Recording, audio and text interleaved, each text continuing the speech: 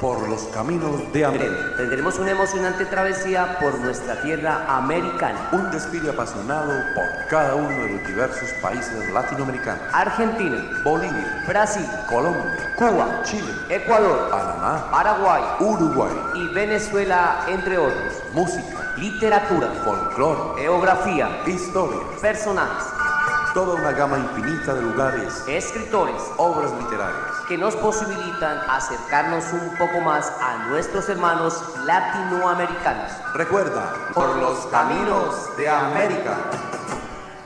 Muy buenos días, sean bienvenidos nuevamente a nuestro programa Por los Caminos de América, el programa que se emite desde la ciudad de San José del Guaviare, Puerta de la Esperanza colombiana para el mundo, a través del dial de Juventud Estéreo 104.7 FM, emisora comunitaria que siempre estará de moda. Enviamos un fraternal saludo a todos los miembros de las instituciones educativas de nuestro departamento y especialmente a la institución educativa Santander. Hoy nuestro programa estará dividido en 4 partes. La primera parte, aventuras virtuales de la historia. Hoy vamos a continuar con la realidad que se está viviendo en la guerra entre Rusia y Ucrania. Estaremos hablando qué es la OTAN y por qué Rusia desconfía de la organización en medio del conflicto. La segunda dedicada a qué fue la Unión Soviética y cómo se disolvió, dando lugar a 15 países independientes. Luego abordaremos las huellas borrables de la historia. Estaremos dedicando esta sección a la conmemoración del Día Internacional de la Mujer, que se va a llevar a cabo el próximo 8 de marzo. De antemano, un abrazo fraternal, solidario a todas las mujeres del departamento del Guaviare, a todas las maestras y a todas las mujeres del mundo. La tercera parte, guardianes del Templo del Jaguar. Estaremos hablando del Día Mundial de la Naturaleza o el Día Mundial de la Vida Silvestre, y traemos el 4º capítulo de la serie Laudato Si, hablando sobre el hermano hielo. Y la 4ª parte, Cantos de América. Traemos 2 canciones muy hermosas de la República del Uruguay. Así que sean bienvenidos a nuestro programa Por los Caminos de América. Por los Caminos de América presenta Aventuras Virtuales de la Historia.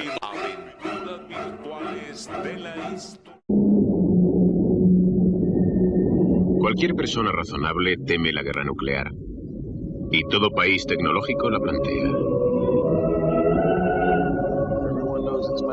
Todos saben que es una locura, y cada país tiene una excusa. Hay una triste cadena de causalidad. Los alemanes estaban preparando la bomba al principio de la Segunda Guerra Mundial, por lo que los americanos tenían que fabricar una primero.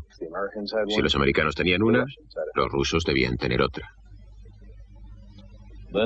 Y entonces los ingleses, los franceses, los chinos, los hindúes, los pakistaníes, muchas naciones poseen armas nucleares. Son fáciles de fabricar. Se puede robar material fisionable de reactores nucleares. Las armas nucleares han llegado a ser casi una industria artesana. Las bombas convencionales de la Segunda Guerra Mundial se llamaban blockbusters. Rellenas de 20 toneladas de trinitotolueno, podrían destruir una manzana de casas. Todas las bombas lanzadas sobre todas las ciudades en la Segunda Guerra Mundial alcanzaban un total de 2 millones de toneladas de TNT. 2 megatones. Coventry, Rotterdam, Dresde, Tokio. Toda la muerte que llovió del cielo entre 1939 y 1945. 100.000 blockbusters. 2 megatones. Hoy día, 2 megatones equivalen a una simple bomba termonuclear. Una bomba con el poder destructivo de toda la Segunda Guerra Mundial. Pero hay cientos de miles de armas nucleares. Los misiles y las bombas de la Unión Soviética y los Estados Unidos están apuntando a 15.000 blancos designados. No hay lugar seguro en el planeta La energía que contienen estas armas, demonios de la muerte, que aguardan pacientemente la fricción de las lámparas, es de un total de más de 10.000 megatones. Sin embargo, si se concentra la destrucción eficazmente, no a lo largo de 6 años, sino en unas cuantas horas, habría un blockbuster por cada familia del planeta. Una Segunda Guerra Mundial por segundo durante toda una tarde.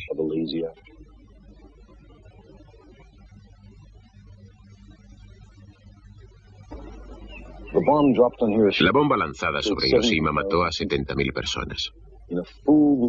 En una completa guerra nuclear, en el paroxismo de la muerte global, el equivalente a 1 millón de muertes de Hiroshima sería lanzado por todo el mundo. No obstante, en esta guerra no todo el mundo moriría por la explosión, la lluvia de fuego y la radiación inmediata. Habría otro tipo de agonías, la pérdida de seres queridos, la multitud de quemados, ciegos y mutilados, la ausencia de atención médica, las enfermedades, las plagas, la radiación duradera que envenena el aceite y el agua, la amenaza de tumores, de niños que nacen muertos o deformes, la desesperanzada sensación de una civilización destruida inútilmente, el saber que podríamos haberlo evitado y no lo hicimos. El balance global de terror, promovido por los Estados Unidos y la URSS, mantiene como rehenes a todos los ciudadanos de la Tierra. Cada uno prueba persistentemente los límites de la tolerancia del otro, como en la crisis de los misiles cubanos, la puesta a prueba de las armas antisatélites y las guerras de Vietnam y Afganistán. Los hostiles establecimientos militares están encerrados en una especie de terrible unión. Unos se necesitan a los otros. Pero el balance del terror es delicado y el margen de equivocación es muy pequeño.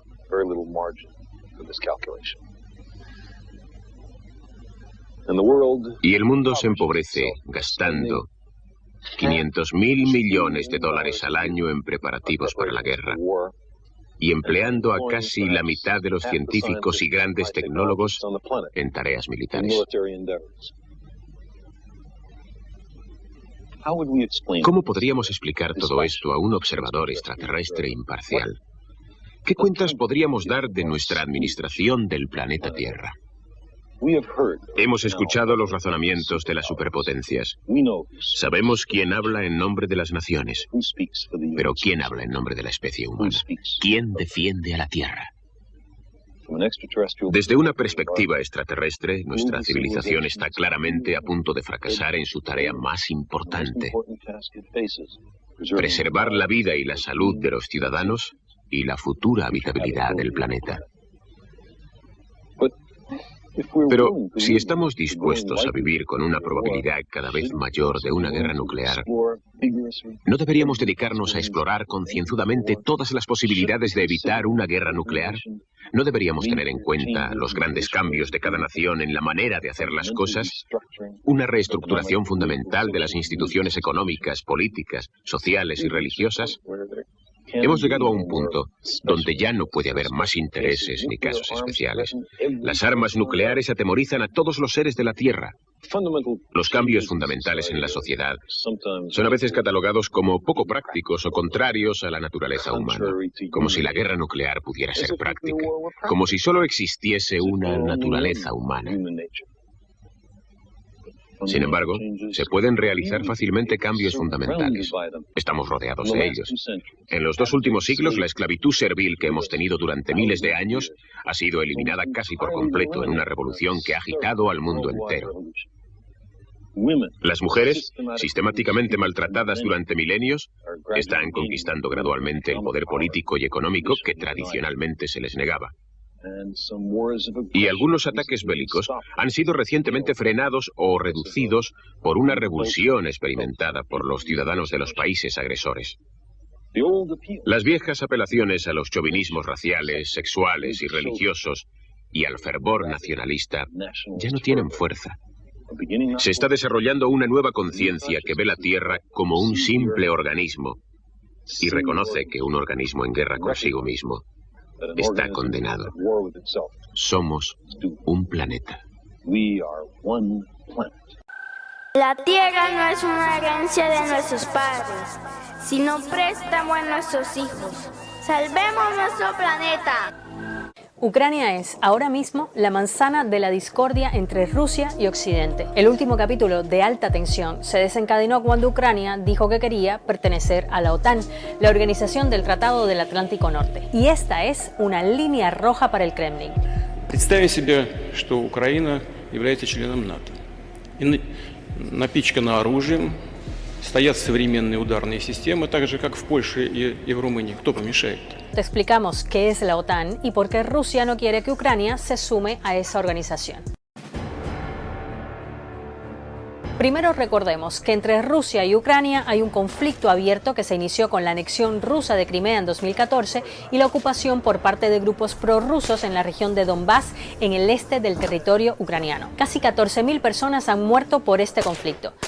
Sin embargo, hace más de 30 años, Rusia y Ucrania fueron parte del mismo país, la Unión Soviética, y fueron las dos repúblicas más influyentes de las 15 que la conformaron. Pero desde el colapso del bloque soviético en 1991, Ucrania es un país independiente, y no solo se ha acercado a Occidente, sino que, como te contaba al principio, ha expresado su intención de ser miembro de la OTAN. Algo a lo que Moscú se opone porque ve en el avance de la Alianza Atlántica hacia su territorio una amenaza para su seguridad. Pero para entender mejor esto, demos un paso atrás hacia los años posteriores al final de la Segunda Guerra Mundial, cuando el mundo quedó polarizado entre dos potencias que peleaban por la hegemonía, Estados Unidos y la Unión Soviética. En esa competencia, los países de Occidente veían con gran preocupación los planes expansionistas de la URSS, que iba sumando al bloque soviético territorios colindantes a Rusia.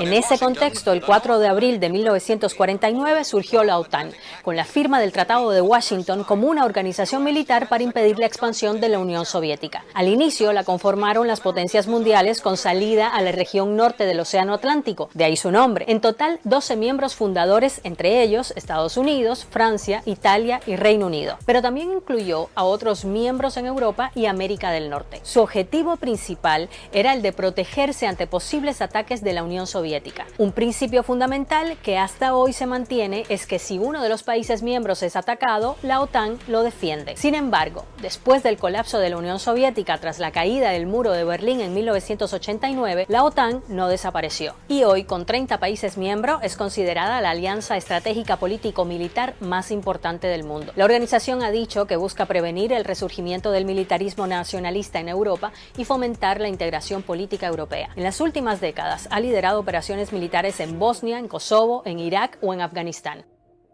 Y sus expansiones han incomodado a Rusia. En 1999 la OTAN admitió entre sus filas a República Checa, Hungría y Polonia, 3 países que habían sido miembros del disuelto Pacto de Varsovia, la alianza militar de países comunistas en Europa del Este que se había formado precisamente para contrarrestar a la OTAN. Y en 2004 se unieron más países del antiguo bloque soviético, los estados bálticos Estonia, Letonia y Lituania, Bulgaria, Rumanía, Eslovaquia y Eslovenia.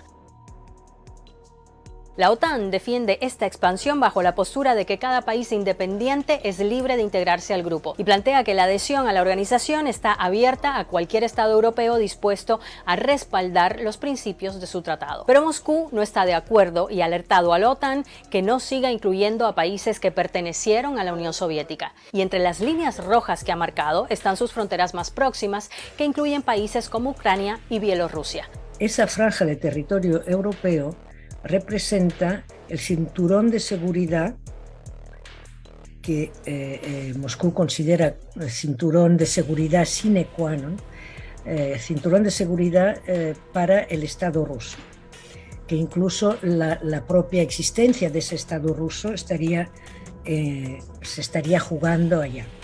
De ese cinturón de seguridad, Ucrania es, digamos que la perla de la corona. Pero ¿por qué Ucrania tiene para Rusia aún más importancia en materia de seguridad que el resto de países exsoviéticos? Bueno, primero por la cercanía. Según la definición del experto George Friedman, fundador de la publicación Geopolitical Futures, Ucrania es la frontera occidental de Rusia y a lo largo de la historia, desde la época de la invasión napoleónica de 1812, ha servido como una zona de protección para Moscú. Putin incluso ha llegado a preguntar cómo reaccionarían los Estados estadounidenses y en su frontera con Canadá, Rusia desplegara misiles.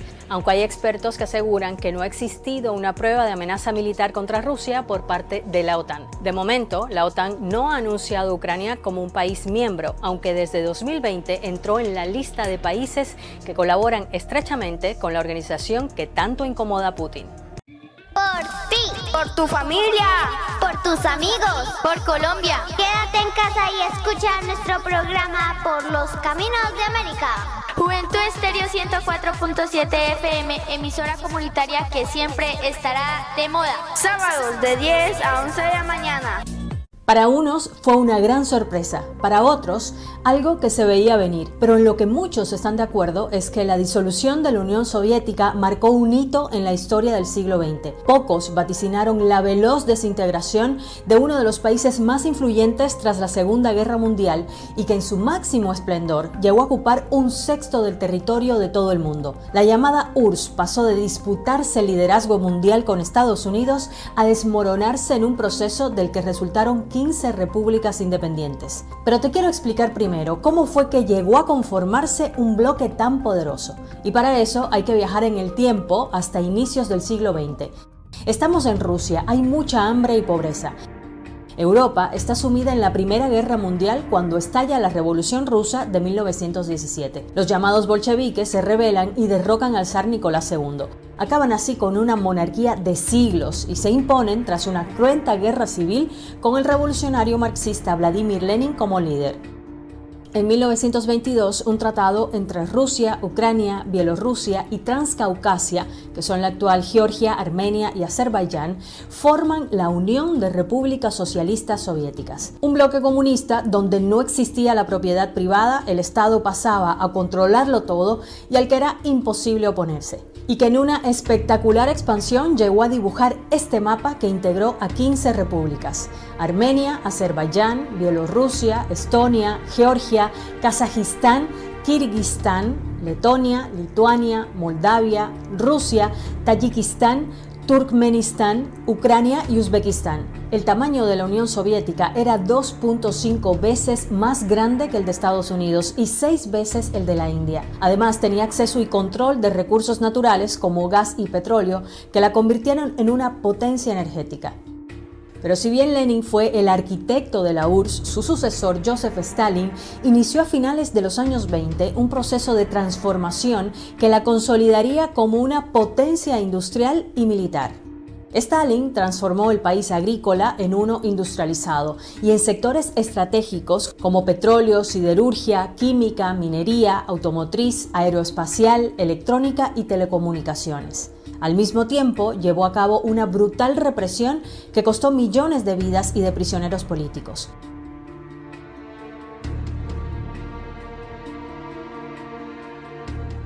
Pero fue sin dudas el fin de la Segunda Guerra Mundial la que hizo emerger a la URSS como una gran potencia. Con su decisivo poderío militar se unió a Estados Unidos, Reino Unido y Francia para derrotar a los nazis y a Japón. Aunque claro, esta alianza entre dos ideologías completamente opuestas, capitalismo y socialismo, era como mezclar el agua y el aceite. Así que tras la guerra, esta asociación incómoda duró bastante poco. La URSS empezó a instalar su sistema en los territorios que había liberado de los nazis en parte de los países bálticos, algo que no gustó a Occidente, liderado por Estados Unidos. Esta área de influencia soviética terminó dibujando en el mapa europeo la llamada Cortina de Hierro. Así comenzó la Guerra Fría, un enfrentamiento que duró décadas. La Unión Soviética y Estados Unidos rivalizaron en casi todo, desde la carrera espacial, la economía, el deporte, hasta poner al mundo al borde de una guerra nuclear.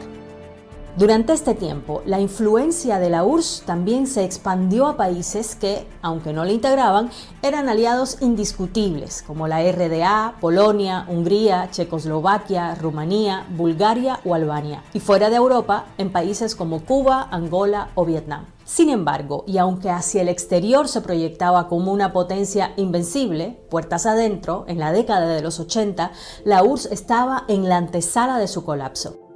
¿Y cuál fue su talón de Aquiles? Pues la economía. No se puede hablar de cifras concretas porque el sistema era muy opaco, pero hacia el inicio de los 80 la productividad iba en picada.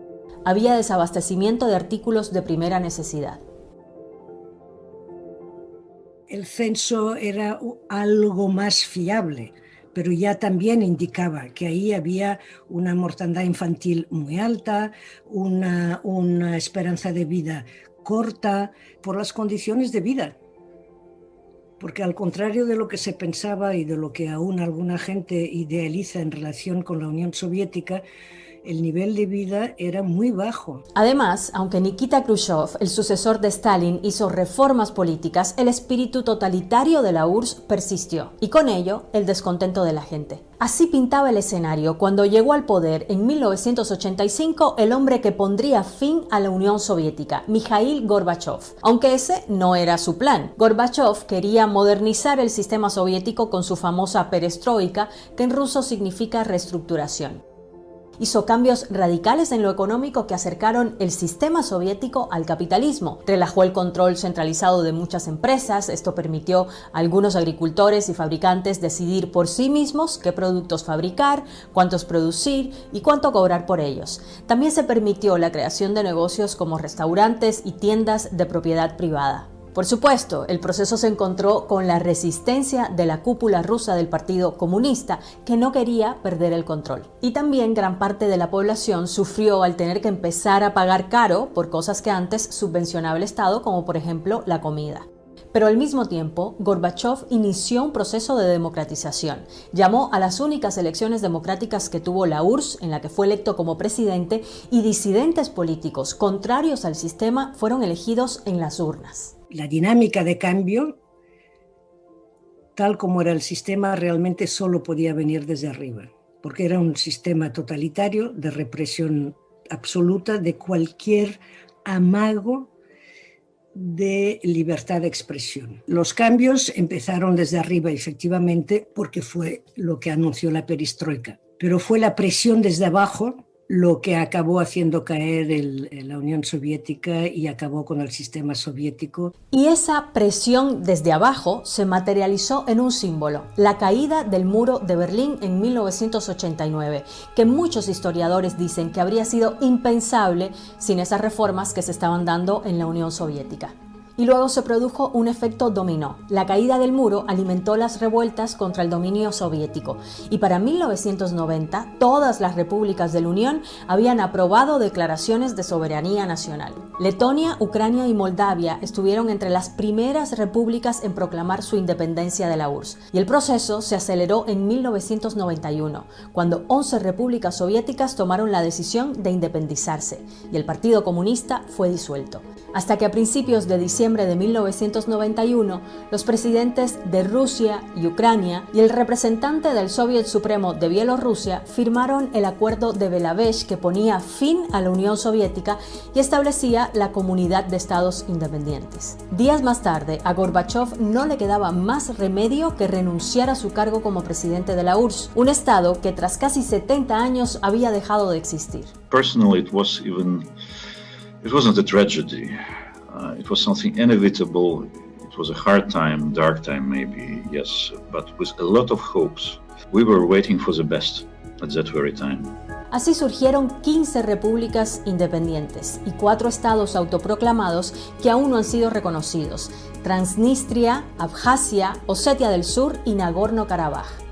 Pero lo cierto es que casi 3 décadas más tarde, la sombra de lo que fue la URSS sigue estando ahí, y Rusia, la más grande de las repúblicas exsoviéticas, es un actor con gran influencia en la región y el mundo. En todo caso, la disolución de la URSS en 1991 significó el fin del mundo bipolar y el inicio de una era más multilateral.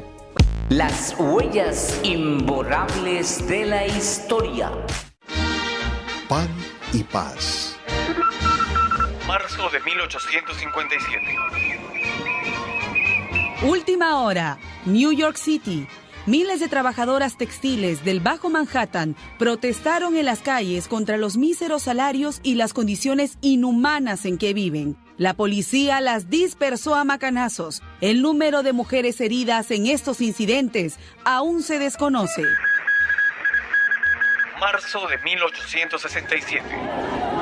Noticia urgente. Una masiva huelga de planchadoras de cuellos se está llevando a cabo en la ciudad de Troy, estado de Nueva York. Las mujeres denuncian la explotación laboral a que las someten, pero los patrones amenazan. Deberán volver a las fábricas con salarios menores que antes. Agosto de 1910.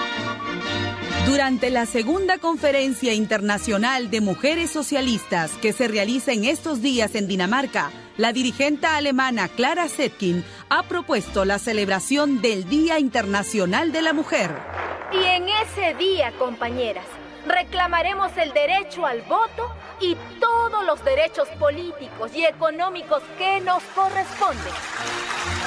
La propuesta, según nuestra corresponsal en Copenhague, ha sido aprobada por unanimidad.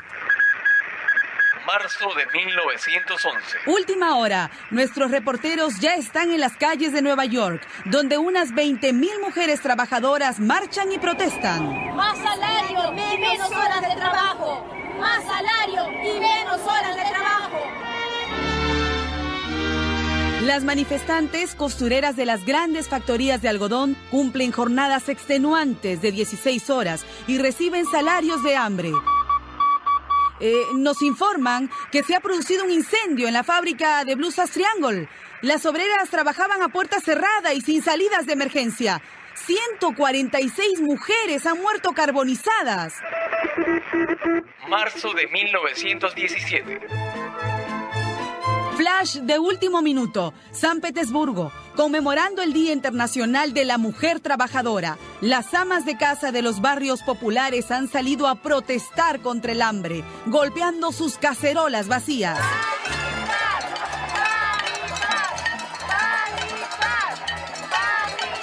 Muchas de estas mujeres han perdido a sus esposos en la guerra. Las rusas piden pan y paz y exigen el regreso de los combatientes.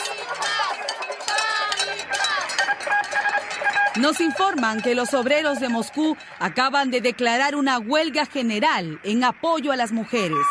Y un cable de última hora. El ejército se ha negado a reprimir la protesta y más bien los soldados se han sumado a ella. En estos momentos se dirigen al Palacio de Gobierno pidiendo la salida del zar Nicolás II, que tiene, según parece, los días contados. En 1952, la Asamblea General de las Naciones Unidas, en sesión solemne, declaró el 8 de marzo como Día Internacional de la Mujer.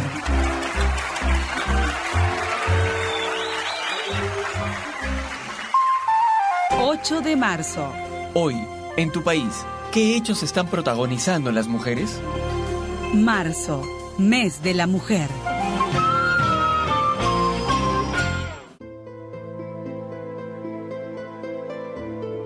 Guerra a la guerra.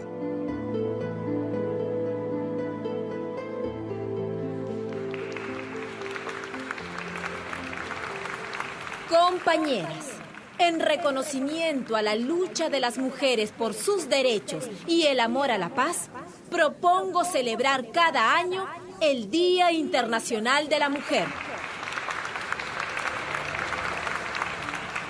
Las delegadas a la segunda Conferencia Internacional de Mujeres Socialistas en Copenhague aprobaron con entusiasmo la propuesta de Clara Zetkin.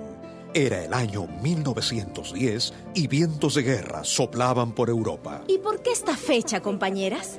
Porque nos recuerda la lucha de aquellas costureras de Nueva York que en 1857 exigieron igualdad de salarios y jornadas de 10 horas. Ellas murieron quemadas por los dueños de la fábrica, pero vivirán siempre entre nosotras.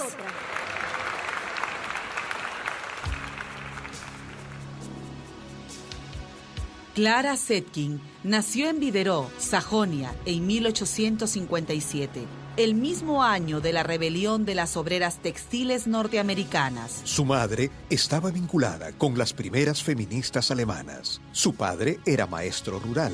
Clara heredó las ideas de ella y la profesión de él. Con 24 años, se unió al Partido Socialdemócrata. Se casó con Osip Setkin, un revolucionario ruso exiliado en Alemania. Por sus ideas, también ella vivió exiliada en Suiza durante 8 años.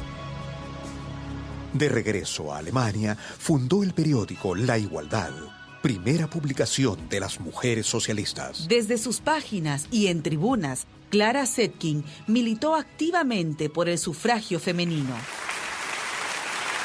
Todas las mujeres mayores de 20 años tenemos derecho a votar, a elegir y a ser elegidas.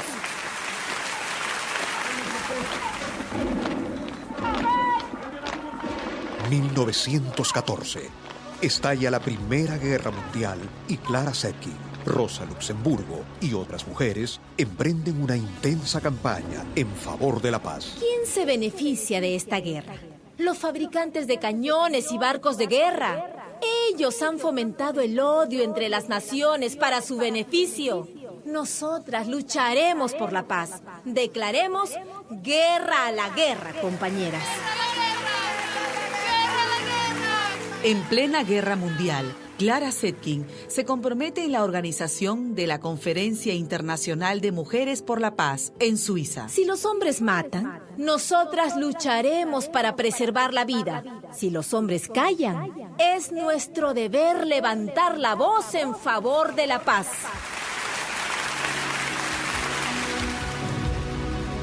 Los socialdemócratas alemanes apoyaron la guerra. Clara Zetkin, opuesta a esta decisión, renunció a su partido. Un año después, en 1917, apoyó la revolución bolchevique. Fue encarcelada varias veces. Junto con Rosa Luxemburgo, colaboró en la fundación del Partido Comunista Alemán y fue elegida al Parlamento en 1920. En 1932, con 75 años y siendo la diputada de más edad, Clara Zetkin pronunció el discurso inaugural en el Congreso alemán. Enferma, medio ciega y frente a decenas de soldados nazis, sentenció: La exigencia del momento es hacer un frente único de los trabajadores y de las trabajadoras para rechazar el fascismo. Un año después, al subir al poder Adolfo Hitler, Clara Zetkin tuvo que exiliarse en la Unión Soviética. Allí fue nombrada presidenta de la Junta Internacional de Mujeres. Tenía 76 años cuando se apagó la vida de esta incansable mujer.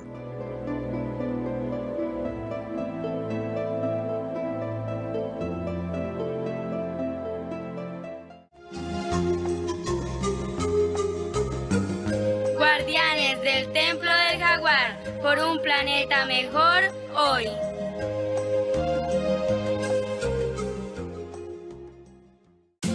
¿Sabes qué es la vida silvestre? Toda la fauna y flora silvestre que se encuentra en los ecosistemas.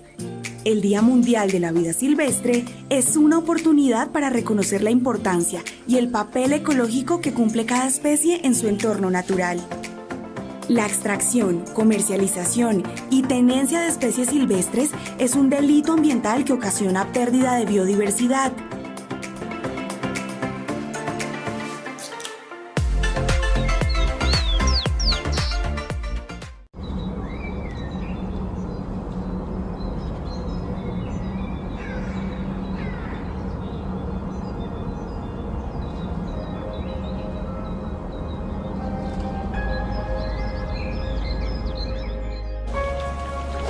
La naturaleza no es un lujo, sino una necesidad del espíritu humano, tan vital como el agua o el buen pan.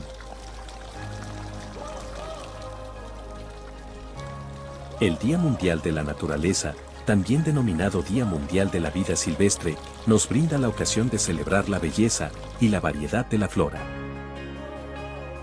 y la fauna salvajes, así como de crear conciencia acerca de la multitud de beneficios que la conservación de estas formas de vida tienen para la humanidad.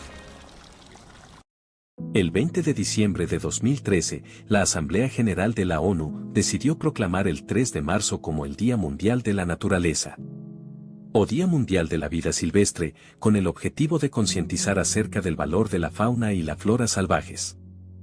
La celebración de este día también nos recuerda la necesidad urgente de combatir los delitos contra la naturaleza, los cuales acarrean consecuencias de gran alcance en el ámbito económico, medioambiental y social. Obviamente, un solo día no significa nada y, al mismo tiempo, significa mucho.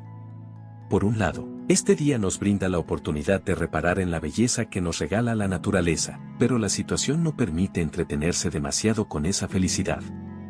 La fascinante flora y la fauna salvaje están en peligro y con ella, nosotros, los expertos no se cansan de advertir que estamos al borde de la sexta gran extinción, un pasaporte a un mundo apocalíptico, sin viaje de vuelta. Sin un cambio de modelo social a gran escala, que sea más solidario, difícilmente puede responderse a la necesidad urgente de combatir los delitos contra la naturaleza. De no producirse, la reacción llegará tarde, o llegará, y traerá consecuencias nefastas, a nivel económico, medioambiental y social. Las consecuencias del cambio climático son un buen ejemplo de lo unidas que están las actividades humanas y el medio ambiente, tanto para el deterioro de este, como para que se produzca un efecto boomerang, cuyos efectos ya estamos padeciendo. Como habitantes de este planeta, un lugar único y maravilloso, sin sustituto, podemos y debemos actuar, en la medida de nuestras posibilidades. Puede parecer que una sola persona no es capaz de hacer mucho, pero renunciar es aceptar la derrota sin luchar.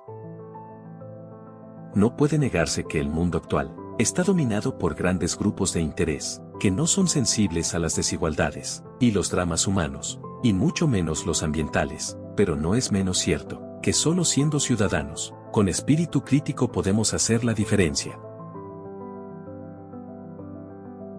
Recuerda que es deber de cada generación proteger la vida silvestre para la generación futura.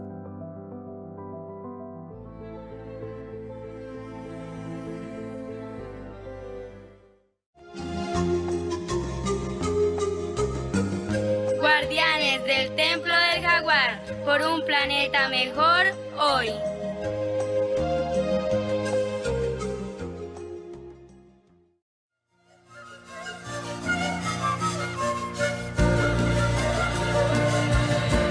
Laudato Si. Laudato Si. El cuidado de la casa común. Alabado seas. Alabado seas. Capítulo 4. Hermano Hielo.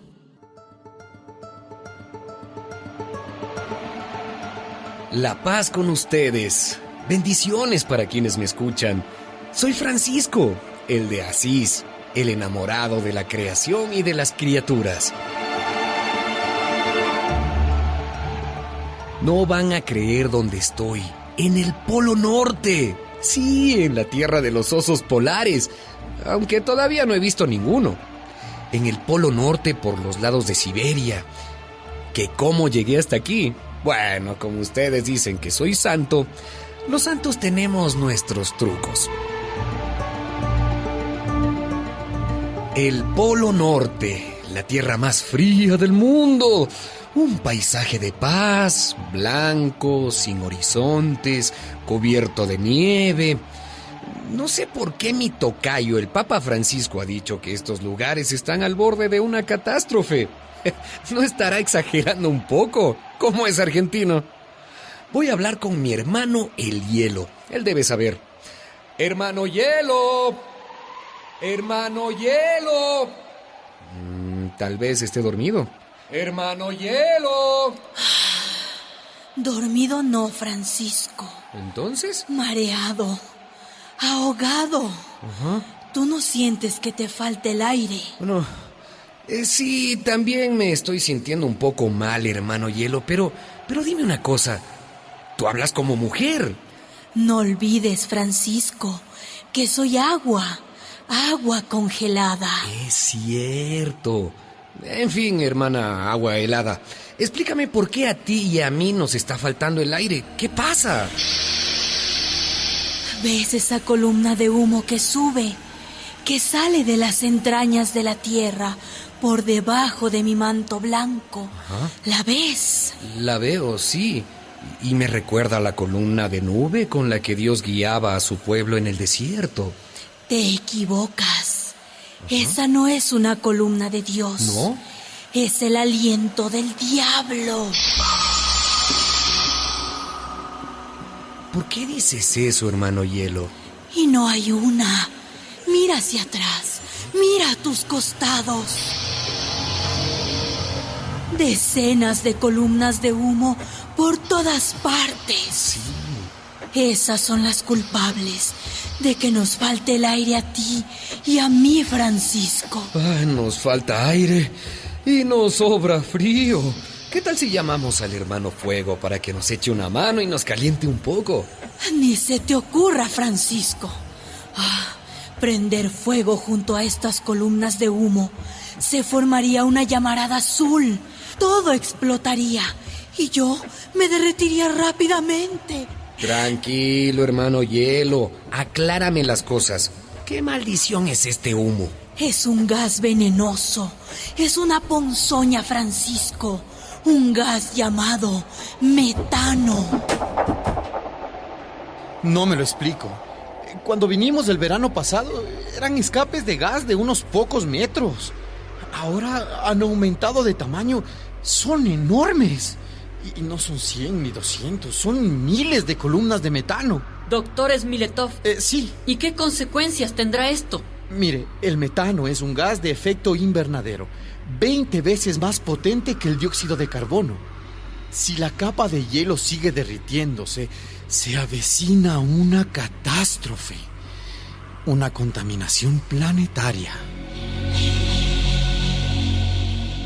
¿Y de dónde sale ese metano? Aquí, en esta parte alta del mundo, hace miles de años, había bosques, vegetación abundante, animales. Todo murió y quedó guardado bajo mi manto de nieve blanca. ¿Y después? Con el tiempo, toda esa materia se pudrió y se convirtió en gas, en bolsones gigantes de gas, de este gas, de metano. Si mi capa dura de hielo se derrite, ese gas escapará a los aires. Pero ese señor dice que ya te estás derritiendo. Sí, porque estoy entre dos gases. Ajá. Ese que él llamó dióxido de carbono sale de las fábricas, de los motores, de las chimeneas. Ese calienta el aire del mundo y el calor me derrite. Y por debajo de mí sale otro gas, el metano. Dime una cosa, Francisco. ¿Sí? ¿Qué hacía tu madre cuando te enfermabas? Cuando tenías fiebre. Ay, cuánta fiebre tienes, Panchito. Tráigame unos paños con agua fría, por favor. Rápido. Ay, así. Con esto te bajará la calentura, mijo. Pues los humanos lo hacen al revés.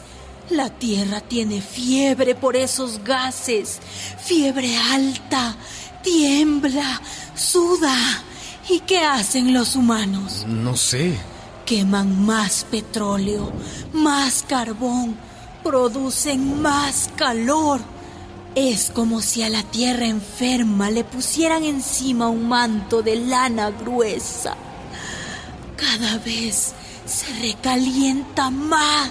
Ya voy entendiendo, hermano Hielo. Con tanto calor, me derrito yo.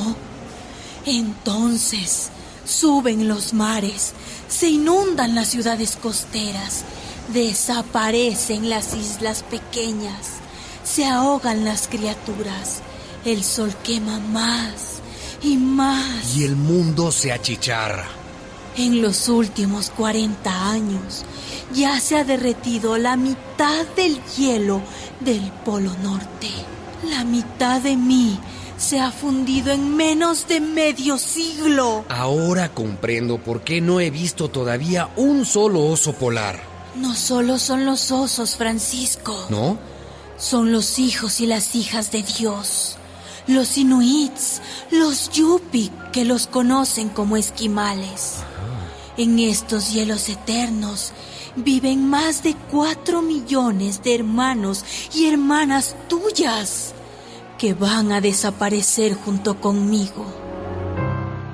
¿Quieres escucharlos cantar? Sí.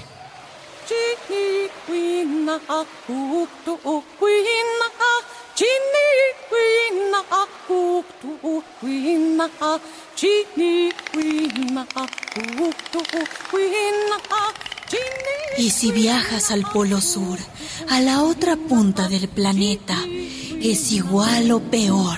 Es terrible lo que me cuentas. Pero dime, ¿qué mundo le piensan dejar estos necios? Perdón, estos congéneres míos. A sus nietos, a sus nietas, a quienes vienen detrás de ellos. Me derrito, Francisco. Y cuando todo el hielo del planeta se haya derretido, la Tierra quedará inundada. ¿El fin del mundo? A esos científicos que por aquí pasaron, les escuché decir un día: Dios perdona siempre. Los hombres, a veces. La naturaleza, nunca. Antes te dije que esas columnas de humo, de metano, eran las culpables. No, Francisco. Los culpables son los seres humanos que tanto daño le han hecho a la naturaleza. Ellos son los responsables del desastre. Hermano Hielo, ¿y esto que me cuentas tiene alguna solución? Si ellos quisieran, si escucharan la voz de tu tocayo, tendrían que dejar de usar petróleo y carbón. Del agua, del viento, del sol, hasta de los volcanes sacarían toda la energía que necesitan para sus trabajos. Todavía están a tiempo.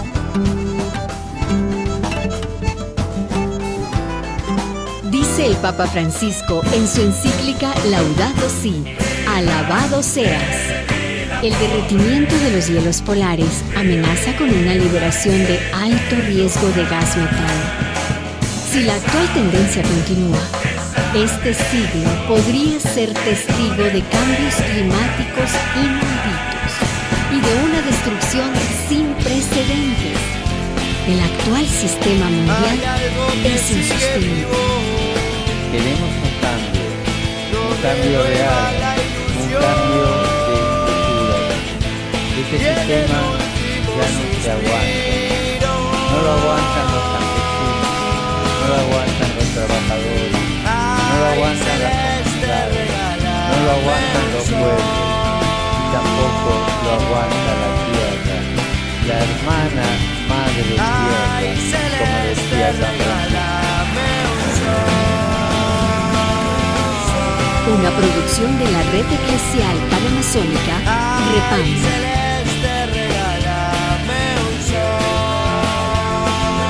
Sergio Voces, cantos y melodías de América Latina. La serie nos invita a viajar por los sonidos de los pueblos de América, sus culturas, su historia, sus legados y mucho más.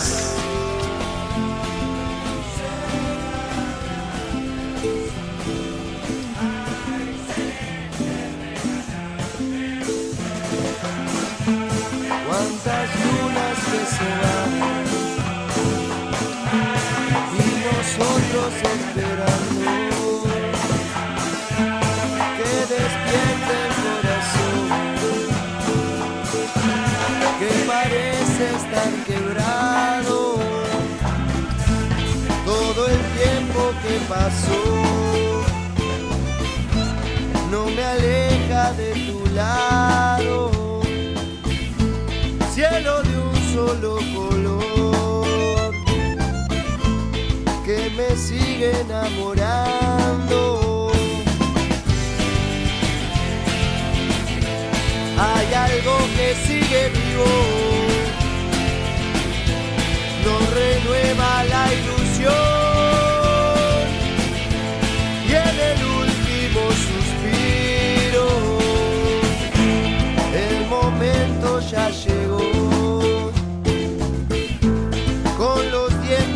apretados, cielo de un solo color, en el alma está guardado.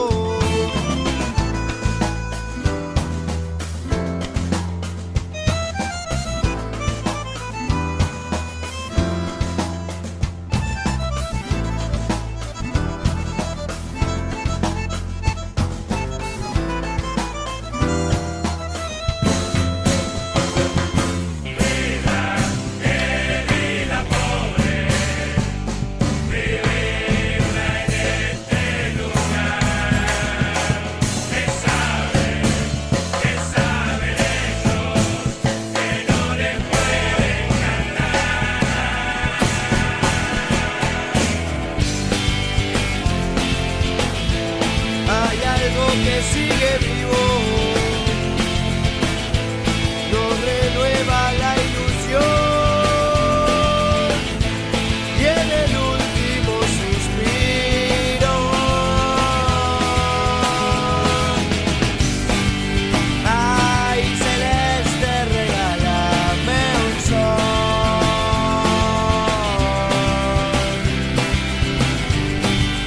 ay celeste, regálame un sol,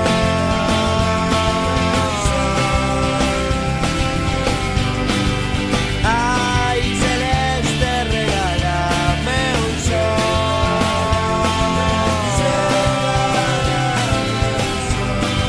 ay celeste, regálame un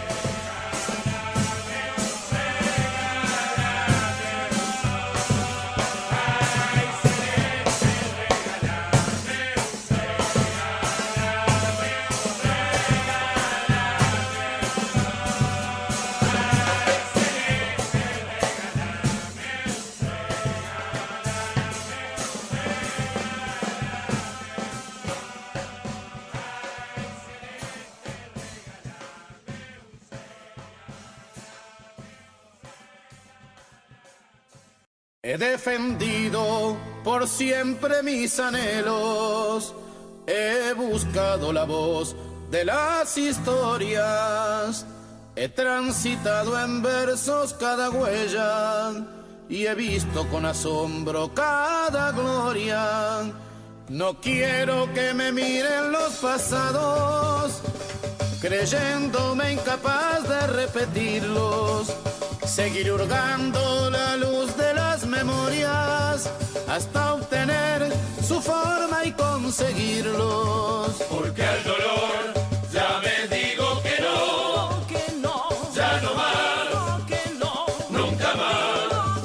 Porque al amor ya me digo que sí, porque sí. He de liberar batallas por mi pueblo, sin que a mis ojos el horror espante.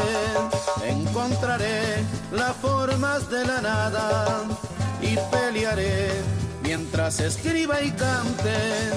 Conseguiré que pronto las mañanas se anuncien con albores diferentes, en donde beban del río los sedientos y calmen sus angustias los torrentes. Porque al dolor ya me digo que no, ya no más, nunca más.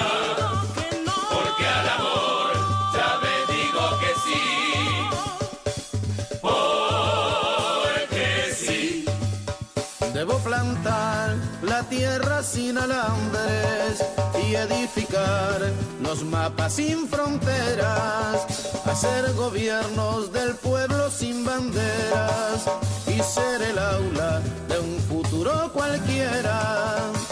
No quiero que los sueños me trastornen, porque yo vivo en un mundo de penas, donde enmudecen los pájaros sin alas y las cenizas solamente quedan. Porque al dolor ya me digo que no, ya no más, nunca más.